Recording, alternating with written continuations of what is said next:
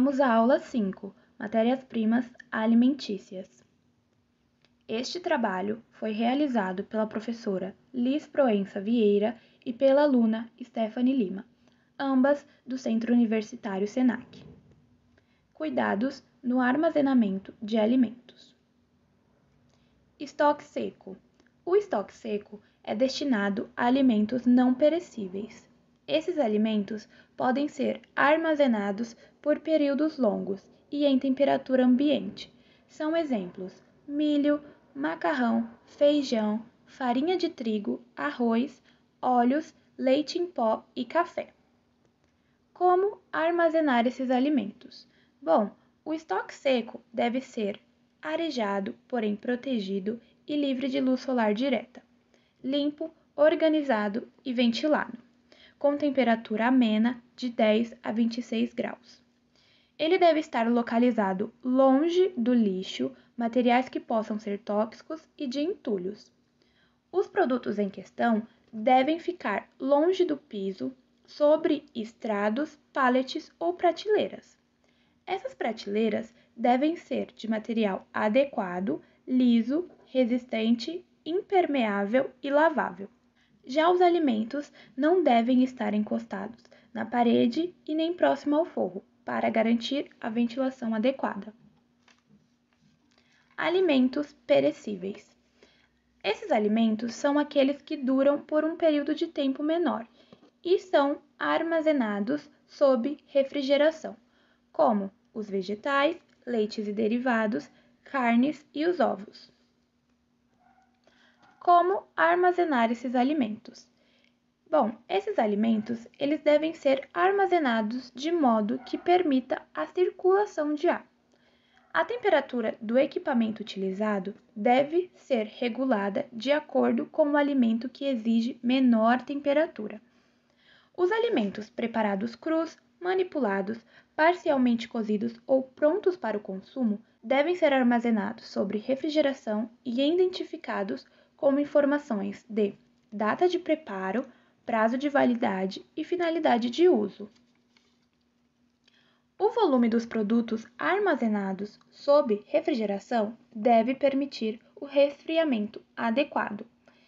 E lembre-se de não estocar produtos próximos a condensadores e ou motores de refrigeradores ou câmaras frigoríficas. Quando for necessário usar um mesmo refrigerador para diferentes alimentos, opte por distribuí-los separadamente, de maneira que alimentos prontos devem ficar nas prateleiras superiores, alimentos semi-prontos ou pré-preparados nas prateleiras intermediárias e produtos crus ou não higienizados nas prateleiras inferiores. Outro ponto importante é a atenção à temperatura do refrigerador. Então, essa temperatura ela deve obedecer às recomendações do fabricante e, na ausência delas, ou para produtos preparados no estabelecimento, seguir as recomendações da Portaria CVS 5 de 2013, que traz duas tabelas. A primeira é sobre produtos congelados. Então, nós temos a temperatura recomendada e o prazo de validade. Como, por exemplo, entre 0 e 5 graus negativos, o prazo de validade é de 10 dias. Entre 11 e 18 graus negativos, o prazo de validade é de 30 dias.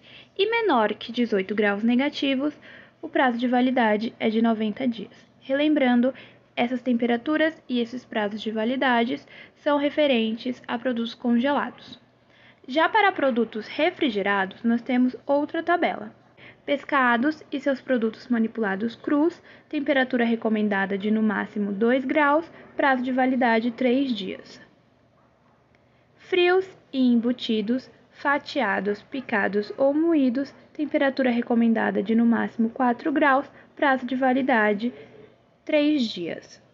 Sobremesas e outras preparações com laticínios, temperatura recomendada de 4 graus, prazo de validade 3 dias. Frutas, verduras e legumes higienizados, fracionados ou descascados, sucos e polpas de frutas, temperatura recomendada de no máximo 5 graus e o prazo de validade de 3 dias. E assim por diante.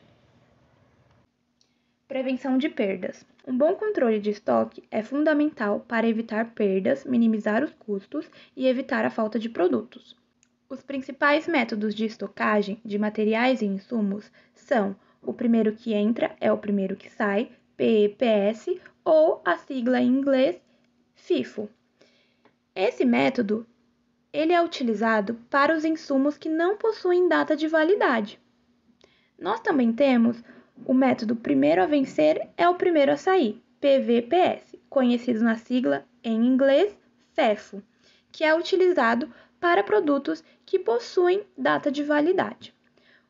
Esses métodos, eles exigem muita atenção e uma boa organização para serem eficientes e realmente evitar as perdas do estoque.